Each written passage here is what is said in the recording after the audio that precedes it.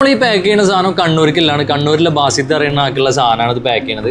അതായത് 3 പാത്രങ്ങൾ ഏതെങ്കിലും നൂഡിൽസ് കാര്യങ്ങളൊക്കെ എടുക്കാനുള്ളത്. ഇതിൻ്റെ ഒരു എണ്ണക്കുള്ള ഒരു കപ്പ് നമുക്ക് കയ്യിലാക്കിയിട്ട് ഉപയോഗിക്കാൻ പറ്റുന്ന ഒരു സാധനം, സ്ക്രബ്ബർ, ഇതിലുള്ള ഒരു മിക്സിങ്ങിലുള്ള ഒരു സ്പൂണ്, പിന്നെ വിൻഡ് പ്രൊട്ടക്ഷൻ, സ്റ്റൗ. ഇത് സെപ്പറേറ്റ് ആണ്.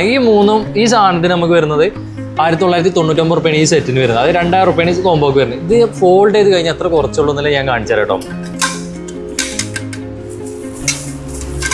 വളരെ സിമ്പിളായിട്ട് നമുക്ക് ഫോൾഡ് ചെയ്താണ്ട് ഓരോ സാധനങ്ങൾ നമുക്ക് സെറ്റ് ചെയ്യാം.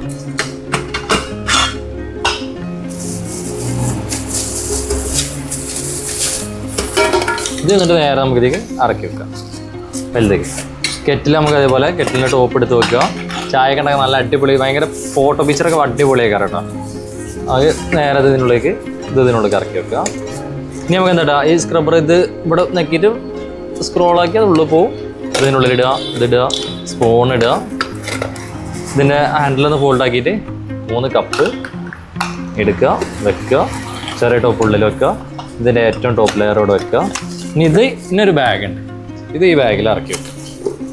ഈ പുറത്ത് ആകെ പരന്ന് കണ്ടിരുന്ന സാധനങ്ങൾ ഫുള്ളി ചെറിയൊരു പൗച്ചിൻ്റെ ഉള്ളിൽ നമുക്ക് സെറ്റാക്കി വെക്കാൻ വേണ്ടി പറ്റും.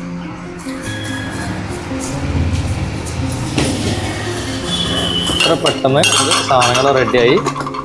ടോപ്പ് വെച്ച് കഴിഞ്ഞാൽ ഷിബ് ടൈറ്റാക്കി, ഇത്രേ ഉള്ളൂ. നമുക്ക് എവിടേക്കും കൊണ്ട് നടക്കാം.